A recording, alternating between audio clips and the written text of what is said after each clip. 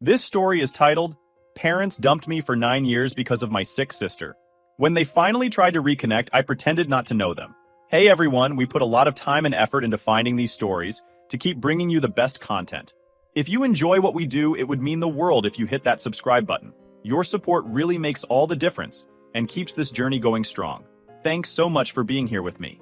Now let's start the video. OP starts by saying, Hey Reddit, I don't really post personal stuff like this often, but lately I've been doing a lot of reflecting on my past. This post is probably going to be long because there's a lot to unpack. I don't really remember every detail of when it happened, but certain parts stick out in my mind, even after all these years. I was 6 years old, and my parents told me I was going to visit my grandparents. It sounded exciting at the time because I loved visiting them. Gran always had cookies waiting, and she let me watch cartoons way past when I should have been in bed. My grandpa would take me outside to pick tomatoes in the garden, even though I didn't like tomatoes. I just liked hanging out with him. So when they said I'd be staying there for a little while, I didn't think anything of it. I remember my mom was really quiet that day. Quieter than usual. She hugged me before I left, but it didn't feel like her normal hug. It was stiff, kind of forced. My dad was rushing around like he had somewhere else to be. He barely said goodbye when he dropped me off. He didn't even come inside. He just kind of waved as he drove off. At the time, I thought maybe he was just in a hurry. It's funny how little kids don't see the bigger picture. I didn't realize I'd been abandoned. Not yet. At first, I kept asking Gran when my parents were coming back. She'd smile and say, Soon, sweetheart. I think she really believed that at first. I think we all did. But then days turned into weeks, and weeks turned into months. Gran eventually stopped giving me answers. She just looked sad whenever I asked. Grandpa, who was usually so cheerful, started shaking his head and muttering under his breath whenever my parents came up. The real explanation came from my uncle. My uncle is my dad's younger brother, and he's always been the kind of person who tells it like it is. No sugarcoating. I was playing in the backyard when he came over one day. He sat me down on the swing set and told me, as gently as he could, that my parents weren't coming back. Not for a while, anyway. They think it's best for you to stay here, he said. I didn't understand. Why would it be best for me to stay here? Why weren't they coming back? He tried to explain that my sister was sick, and that my parents needed to focus on taking care of her. Even at 6, I knew that didn't feel right. Why couldn't they take care of both of us? Why couldn't I go back home? He didn't have answers for that, and I could tell he was mad at my parents, though he didn't say it outright. I remember crying that night. Not just crying, but sobbing. Like the kind of crying where you can't breathe.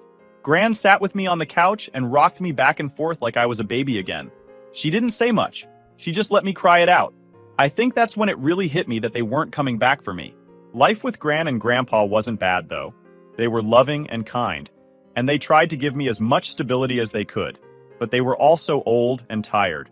I think it was a lot for them to suddenly have a little kid to take care of. That's where my uncle and aunt stepped in. My uncle, who didn't have kids of his own, started coming over more often.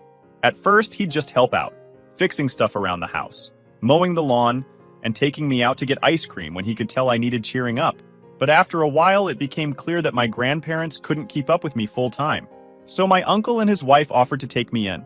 I didn't want to leave Gran and Grandpa, but they sat me down one evening and explained that it was for the best. You'll still see us all the time, Gran promised. And she was right. They only lived a few blocks away from my uncle, so I saw them almost every day. Living with my uncle and aunt was an adjustment at first. I was used to my grandparents' slower pace, and suddenly I was in a house with younger adults who had a completely different vibe. They were stricter in some ways. Bedtimes were actually enforced, but they were also more energetic. My uncle would play catch with me in the yard, and my aunt would bake cookies with me and let me decorate them, even though I was terrible at it. I started calling them Mom and Dad when I was around 8. It just kind of happened naturally. They never asked me to. They said I could call them whatever I wanted, but after a while, it just felt right. They were the ones who tucked me in at night, helped me with my homework, and came to my school events. The whole time, my bio parents were ghosts. I'd call them sometimes, but they wouldn't pick up. I'd send letters, but they wouldn't write back. Every now and then, Gran would get an update about my sister through one of her church friends. And that was the only way I ever knew what was going on with them. One time, when I was about 8 or 9, they did visit. I don't even remember why.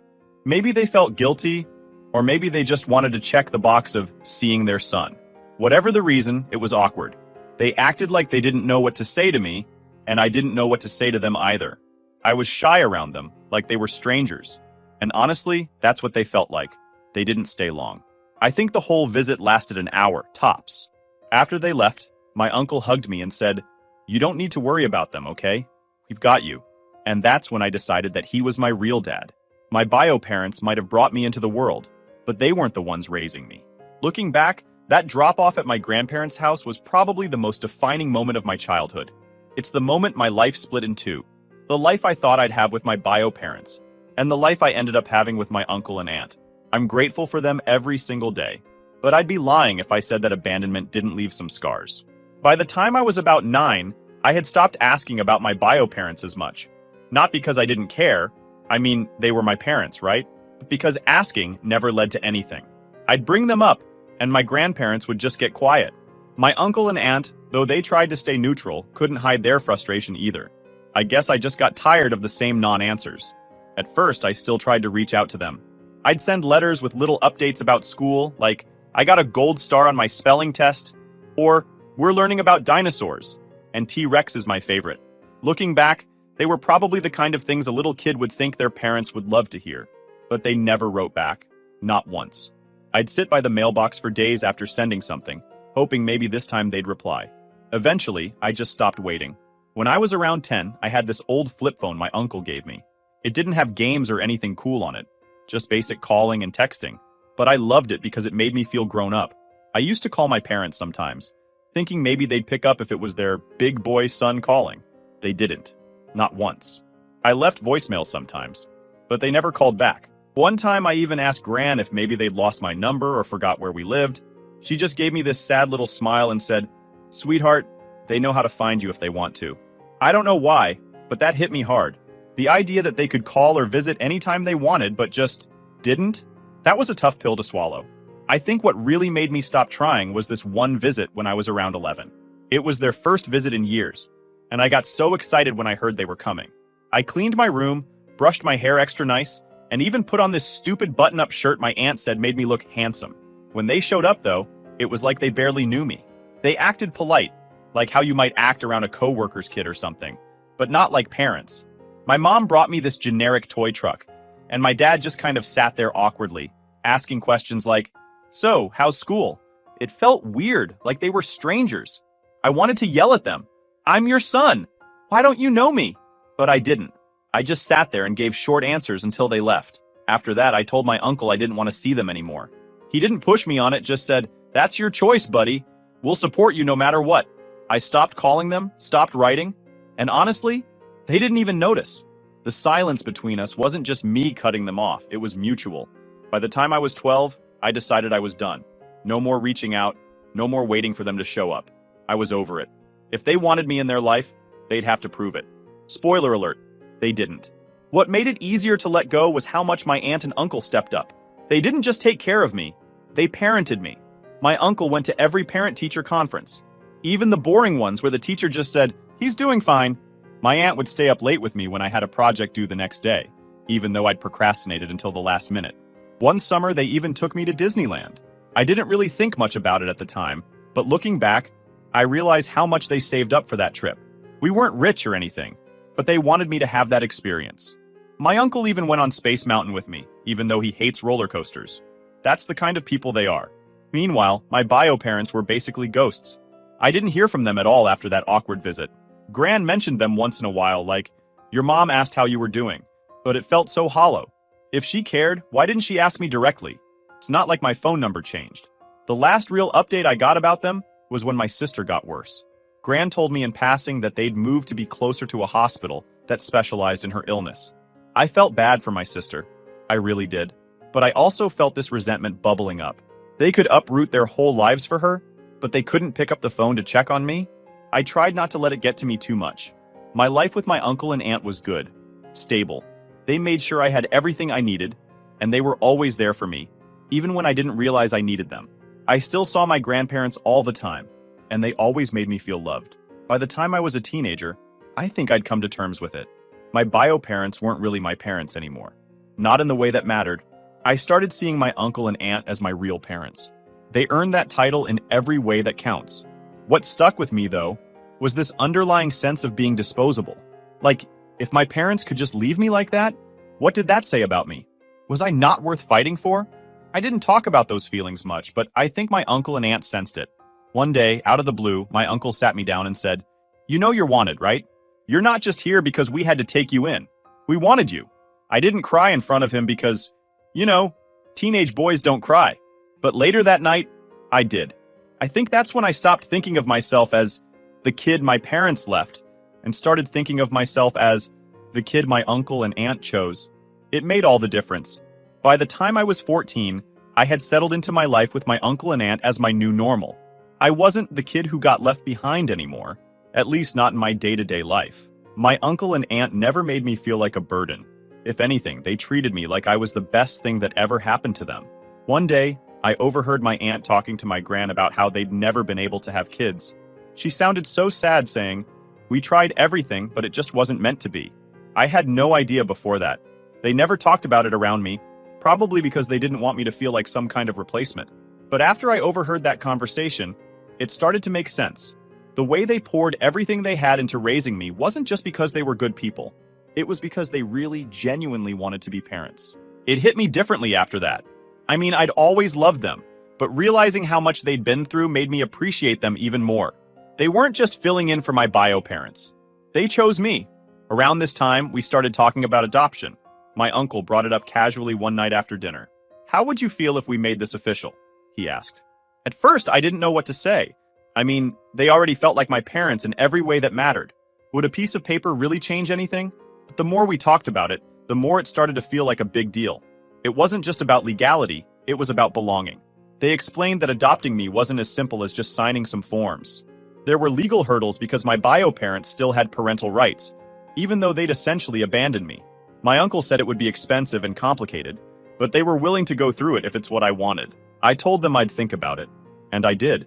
A lot. I even talked to Gran about it, and she said something that stuck with me. "You already know where your heart belongs, sweetheart. This is just catching the rest of the world up." After a few months, I told my uncle and aunt I wanted to move forward with the adoption. That decision kicked off a long, frustrating process. Lawyers, court dates, paperwork. It felt like it would never end. My bio parents didn't contest it, of course. Why would they? It wasn't like they were fighting to keep me. But the system still made it harder than it needed to be. Even with all the hoops we had to jump through, my uncle and aunt were determined to make it happen. I think they wanted it as much as I did, maybe even more. They wanted me to know, without a doubt, that I was theirs. The adoption finally became official when I turned 18. I remember sitting in the courtroom, hearing the judge declare that my uncle and aunt were now my legal parents. It felt surreal. I'd been waiting for that moment for so long, and when it finally happened, I didn't even know how to react. My uncle hugged me afterward, and I could tell he was holding back tears. "We've always been your family," he said. "This just makes it official." That night, we celebrated with dinner at my favorite pizza place. It wasn't a fancy celebration, but it felt perfect. My aunt kept calling me her miracle kid, and my uncle said, "You were just misrouted by the stork at first, but we found you." Looking back, that moment stands out as one of the happiest days of my life. Not because the adoption changed how we felt about each other, it didn't, but because it erased any lingering doubt I had about where I belonged. The adoption also changed how I thought about my bio parents. For years, I'd been carrying this weight of not being wanted. But that day, it finally hit me that their rejection didn't define me. My uncle and aunt's love did. I started calling them mom and dad full-time after that. It wasn't something we discussed or decided, it just happened naturally. They didn't say anything about it the first time I did, but I saw the way my aunt's face lit up when I said, "Thanks, Mom," as she handed me a plate of food. The adoption also marked the beginning of me fully letting go of my bio parents. Before that, I think a small part of me was still holding out hope that they'd come back, that they'd apologize, that they'd somehow make up for all the years they'd been gone. But after the adoption, I realized I didn't need that anymore. I already had everything I needed. Around this time, I started college. My new parents, it still feels weird calling them that even now, were my biggest cheerleaders. They helped me fill out my FAFSA, drove me to campus tours, and even bought me a new laptop as a graduation gift. When I moved into my dorm, my aunt cried, and my uncle pretended not to. College was a fresh start in a lot of ways. For the first time, I was surrounded by people who didn't know anything about my past. I didn't have to explain why I didn't talk to my bio parents, or why I called my uncle and aunt mom and dad. I could just be me, Of course, I still went home for holidays and long weekends. Every time I walked through the door, my mom, my aunt, but now officially mom, would have cookies waiting, and my dad, my uncle, would ask me about every single detail of my classes. They made sure I knew that no matter where I went or what I did, I always had a place with them. In a weird way, I think being adopted at 18 meant more to me than if it had happened when I was younger. By then, I fully understood what it meant. It wasn't just about being taken in, it was about being chosen. My uncle and aunt didn't just take care of me out of obligation, they went out of their way to make me part of their family. That's something my bio parents never did. I was 20 when my sister passed away. It was late November, right after Thanksgiving. I hadn't seen or spoken to her in years, so hearing the news hit me in a way I wasn't expecting. I didn't cry, but it was like a weight settled in my chest that I couldn't shake. Gran was the one who told me. She called one evening and said, "Sweetheart, I need to tell you something. Your sister passed away last night." Her voice was steady, but I could tell she was holding back tears. Gran had always stayed in touch with my bio parents more than I did, mostly because of her church circle. She'd hear updates about my sister through mutual friends, and sometimes she'd pass them on to me, but I never asked for details. I didn't know how to feel. Part of me wanted to grieve for her because she was my sister, but the truth is, I barely knew her. She was 14 when I was sent away, and by the time I was old enough to really remember her, I'd already been out of the picture for years. The memories I did have were faint, like flashes of moments we shared as kids. Playing tag in the yard, her braiding my hair for fun, even though I hated it, and her yelling at me for breaking her favorite doll. Those were the memories I clung to when I thought about her. But the reality was, she grew up without me, and I grew up without her. Gran told me the funeral would be in 2 weeks. She wasn't pushy, but I could tell she thought I should go. "It might give you some closure," she said softly. I told her I'd think about it. The next week I wrestled with the decision. I didn't want to see my bio parents, but I also felt like not going would be wrong. My sister didn't deserve to be ignored just because I had problems with them. In the end, I decided to go, but I made it clear to my parents, through Gran, that I didn't want to talk to them. I showed up at the funeral late and slipped into the back row of the church. It was a small service, mostly family, and a few of my sister's friends. My bio parents were in the front, and even from the back, I could see how broken they looked. My mom kept dabbing at her face with a tissue, and my dad just stared straight ahead like he was in a daze. I didn't feel anything when I looked at them. No anger, no sadness, nothing. They were just two people I used to know. The service itself was short and quiet. The pastor talked about my sister's life, her strength, and how much she meant to the people who loved her. I sat there, feeling out of place. I didn't belong in that room, surrounded by people who knew her so much better than I did. When the service ended, I slipped out before anyone could stop me. I didn't want to get cornered by my parents or have some awkward conversation with relatives I hadn't seen in years. I just walked to my car and drove away. And drove. I thought that would be the end of it, but of course it wasn't. A few days later, my bio parents called my uncle. I guess they wanted to talk to me, but I told him to tell them I wasn't available. I didn't care what they had to say. They'd ignored me for years, and now they suddenly wanted to reconnect? It felt too convenient. Gran wasn't thrilled with my decision. She thought I should at least hear them out, but she didn't push me. She's always respected my boundaries when it comes to them. In the days that followed, I felt this weird mix of emotions. I wasn't sad for my parents. I couldn't be, after everything. But I did feel a sense of loss for the relationship I could have had with my sister. She was the one person who might have understood what I went through, and now she was gone. My uncle and aunt were amazing during this time, as they always are. My mom, my aunt, but she's mom to me now, kept checking on me, asking how I was feeling. My dad, my uncle, didn't say much, but he gave me these reassuring pats on the back whenever he saw me. They knew I wasn't grieving in the traditional sense, but they also knew this wasn't easy for me. What surprised me most was how much I thought about my sister after the funeral. I found myself digging through old photo albums, looking for pictures of us as kids. There weren't many, just a handful of us playing in the backyard or sitting together on Christmas morning. But those few pictures felt precious, like proof that we'd once been a real family, even if it was only for a little while. I also thought a lot about the life she must have had. Gran had told me bits and pieces over the years. My sister was strong, kind, and loved by everyone who knew her. She fought her illness with everything she had, and I respected her for that. But I also couldn't help but wonder if she ever missed me. Did she think about the little brother who got sent away?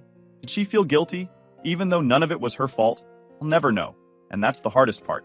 In the weeks after the funeral, my bio parents tried to reach out again. They sent a card through Gran, saying they wanted to talk. I didn't respond. I wasn't ready, if I'd ever be ready. The funeral didn't bring me closure, at least not the way Gran had hoped. If anything, it just brought up more questions. But it also solidified something for me. My parents and I were strangers now. They might have given me life, but they weren't my family. My family was the people who stood by me, who raised me, who loved me without conditions. Christmas was always a big deal for my family. Not my bio parents, of course. I'm talking about my uncle, aunt, gran, and grandpa. Ever since I started living with my uncle and aunt, they made Christmas special for me. Decorating the tree, baking cookies, blasting Christmas music. It was like something out of a holiday movie. For years, that was my Christmas tradition, and I loved it. This past Christmas felt a little different, though. It was the first one after my sister's funeral, and while I hadn't been close to her, the absence of her presence in the background of my life felt strange.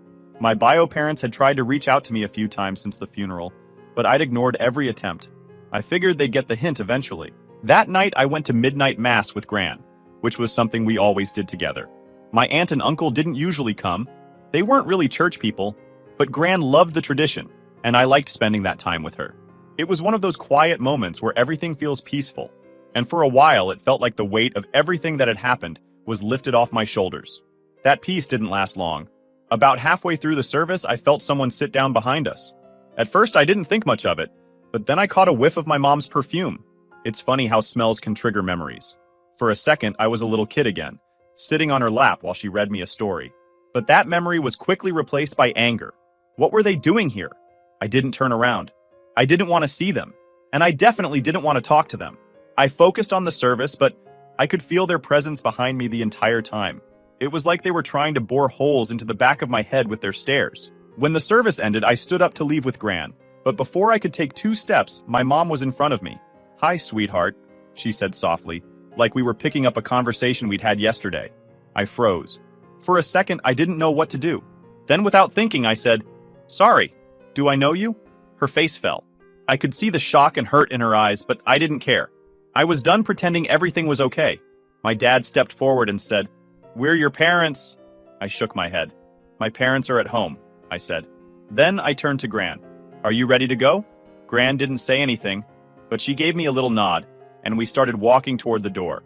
My bio parents followed us, calling after me. "You really don't recognize us?" my mom asked. I stopped and turned around. "Oh, are you my dad's brother? I think I remember you from when I was little," I said, pretending to be confused. That was the final straw. My dad's face turned red, and my mom looked like she was about to cry. I felt a twinge of guilt, but it wasn't enough to make me stop. They had years to make this right, and they hadn't. Gran didn't say much on the way home. She just held my hand and squeezed it every now and then. I think she was proud of me for standing my ground, but she also knew how heavy the moment was for me. When we got back to the house, my aunt and uncle were waiting up for us. I told them what happened, and my uncle just shook his head. "They don't get to play the victim now," he said. "Not after everything." I went to bed that night feeling a mix of emotions. Part of me felt triumphant, like I'd finally stood up for myself in a way I never had before. But another part of me felt hollow, like maybe I'd crossed a line. A few days later, a letter arrived. It was from my bio parents. My aunt handed it to me with a look that said, "You don't have to read this if you don't want to." But curiosity got the better of me, and I opened it. The letter was long and emotional.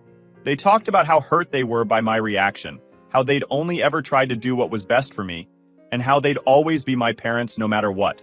They asked for forgiveness, saying they wanted to start fresh now that my sister was gone.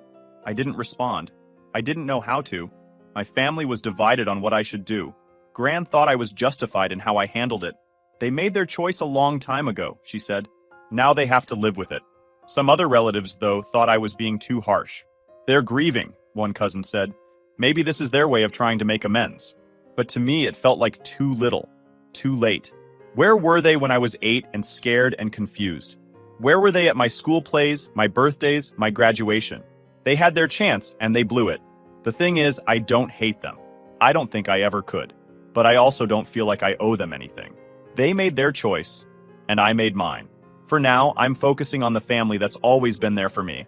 My aunt and uncle, who raised me when my parents wouldn't. And Gran, who never stopped loving me. They're the ones who matter. After Christmas, things went back to normal. Or as normal as they could be. I returned to school, buried myself in studying, and tried to push the awkward encounter at midnight mass out of my head. But my bio parents weren't done. About a week into January, another letter arrived. This one wasn't just emotional, it was almost desperate. My aunt handed it to me like she was holding a bomb, her eyes full of concern. "You don't have to read this," she said gently. But I did. I felt like I had to, even if it was just to see what they had to say. The letter was long, several pages, handwritten in my mom's neat script. She apologized, over and over, for what they'd done. She explained that they'd been overwhelmed when my sister got sick and had made decisions they thought were best for everyone, even if those decisions hurt me. She said they'd never meant to abandon me, but they didn't know how to juggle everything at the time. It sounded like excuses to me. They didn't know how to juggle everything? Plenty of families deal with tough situations without throwing one of their kids away like an old toy. The letter went on to talk about my sister's final years, how hard she'd fought, how much she missed me, and how she'd always hoped we could reconnect someday. That part stung. I'd spent so much time being angry at my parents that I never really thought about how my absence might have affected her. But then the tone shifted. My mom started talking about how, now that my sister was gone, they wanted to rebuild our family. She wrote that they loved me and missed me and hoped I'd give them a chance to make things right. The last line hit me the hardest. "No matter what you say or do, you'll always be our son." I put the letter down and stared at it for a long time. Part of me felt like they were trying to manipulate me, using my sister's memory to guilt me into forgiving them. But another part of me wondered if they really meant it. I didn't know what to do. I showed the letter to my uncle and aunt, who read it together in silence. When they finished, my uncle said, "It's your call, kiddo. But whatever you decide, we're here for you." Gran had a different take. "They made their bed, and now they want to unmake it because it's uncomfortable," she said.